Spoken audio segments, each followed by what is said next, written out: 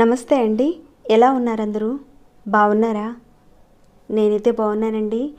మీ అందరికీ అమ్మవారి ఆశీస్సులు ఎల్లప్పుడూ ఉండాలని కోరుకుంటూ, అప్పులు తీరడానికి అనేక రకాలుగా ఖర్చుతో కూడిన పరిహారాలను చేయలేని పరిస్థితుల్లో ఉన్నవారు, పెద్ద పెద్ద పూజలు చేయలేని వారు, చాలా సింపుల్గా అనిపించినా కానీ మంచి రిజల్ట్నిచ్చే ఒక మంచి పరిహారం గురించి ఈరోజు మనం తెలుసుకుందాం. ఈ పరిహారం అప్పులుగా మీరు ఇచ్చిన డబ్బులు తిరిగి రావడానికి, మీకు రావాల్సిన డబ్బులు మీకు తిరిగి రావడానికి, అంటే ఫ్రెండ్స్కి, చుట్టాలకి, అలాంటి వాళ్ళకి డబ్బులు ఇస్తూ ఉంటారు. అలా ఇచ్చిన డబ్బులు తిరిగి ఇవ్వడానికి వాళ్ళు మిమ్మల్ని చాలా వరకు ఇబ్బంది పెడుతూ ఉంటారు.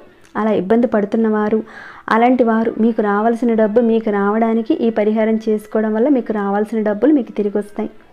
ఇంటి దగ్గరే చక్కగా చేసుకునే అతి సులువైన పరిహారాన్ని చెప్పబోతున్నానండి. మేము అప్పుగా ఇచ్చిన డబ్బులు తిరిగి రావడం లేదు. మేము ఉద్యోగాలు చేసుకుంటున్నాము, కంపెనీలో పని చేసుకుంటున్నాము, డబ్బులు అప్పుగా ఇచ్చాము. ఇచ్చిన తర్వాత కొన్నాళ్ళు బాగానే ఇచ్చారు, తర్వాత నుంచి డబ్బులు ఇవ్వటం లేదు.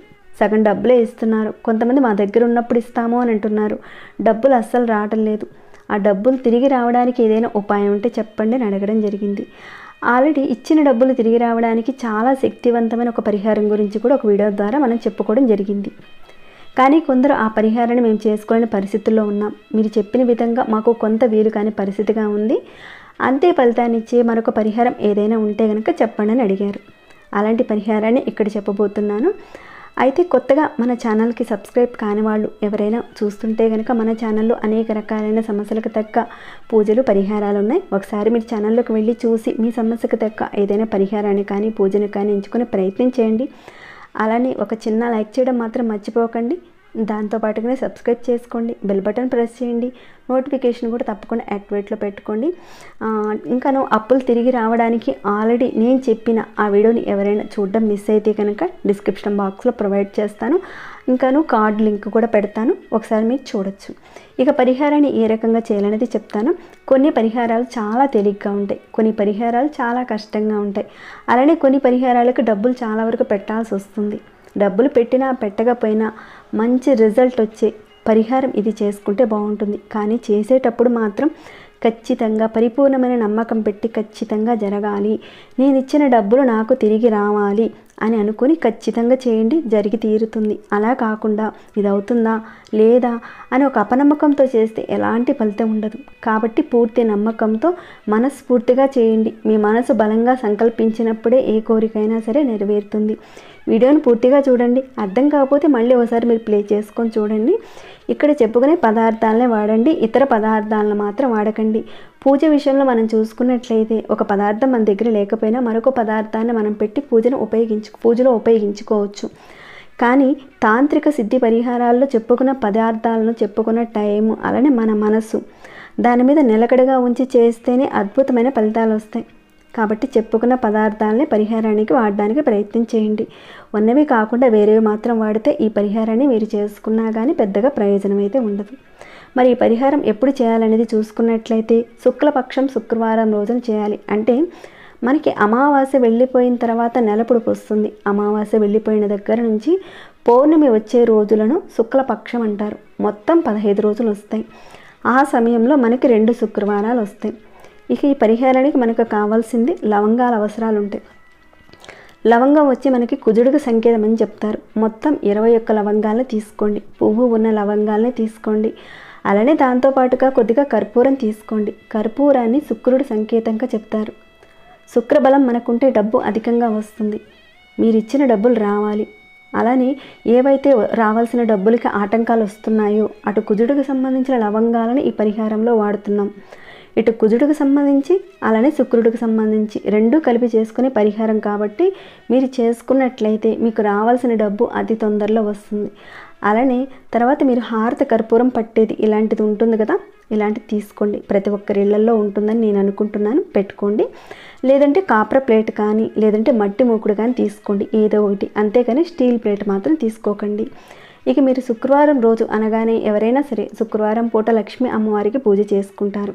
ఆ అమ్మవారి దగ్గరే మీరు పూజ చేసుకునే సమయంలోనే అక్కడే ఈ పరిహారం చేసుకోండి. చక్కగా అక్కడ కూర్చోండి, చక్కగా చాపేసుకొని కూర్చోండి.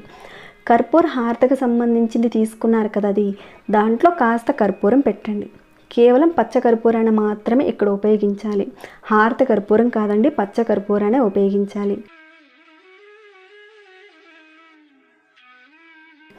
తర్వాత ఈ పచ్చ కర్పూరాన్ని వెలిగించండి. వెలిగించిన తర్వాత ఏదైతే 21 లవంగాలు తీసుకున్నారో ఒక చిన్న బౌల్లో పెట్టుకోండి. మీరు ఎవరికైతే డబ్బులు ఇచ్చారో వారి దగ్గర నుంచి డబ్బులు రావాలి అని వారి పేరు చెప్పుకుంటూ ఒక్కొక్క లవంగాన్ని తీసి ఆ హారత కర్పూరంలో వేస్తూ ఉండండి. అంటే ఆ వ్యక్తి నుంచి త్వరగా మీకు డబ్బులు తిరిగి రావాలి అని మనసులో అనుకుంటూ లవంగాలు వేస్తూ ఉండండి. మీకు ఎంతమంది డబ్బులు ఇవ్వాలో వారి పేర్లను తలుచుకుంటూ తీసుకున్న ఈ 21 లవంగాల్ని వారి దగ్గర నుంచి డబ్బులు రావాలి, వాళ్ళు ఇవ్వాలి అని ఏదైతే కర్పూరం వెలుగుతుందో దాంట్లో వేస్తూ ఉండండి. ఇదంతా మీరు మీ పూజా మందిరంలో చక్కగా మీరు ఎక్కడైతే పూజ చేసుకుంటారో అక్కడే చేసుకోండి. ఎంతమంది ఉన్నా కానీ వారి పేర్లను చెప్పుకొని వేయండి. ఎప్పుడైనా వేసేటప్పుడు మీరు వాళ్ళు ఇస్తున్నారు, ఇవ్వాలి అని మీరు కోరుకుంటూ చేయండి. ఈ పరిహారాన్ని శుక్లపక్షం శుక్రవారం రోజున, శుక్లపక్షంలో 2 శుక్రవారాలు వస్తాయి. ఈ 2 శుక్రవారాల్లో ఏదో ఒక శుక్రవారం రోజున తప్పకుండా చేయండి. ఆ లక్ష్మి అమ్మవారి యొక్క కృపా కటాక్షంతో వస్తాయి మీ యొక్క డబ్బులు. ఏదైతే ఆటంకాలు వస్తున్నాయో ఆ ఆటంకాలన్నీ కూడా తొలగిపోతాయి. అయితే ఆడవారి నెలసరి టైంలో మాత్రం చేయకండి ఈ పరిహారాన్ని. ఇక ఆహార నియమాలంటూ ఏదీ లేదు.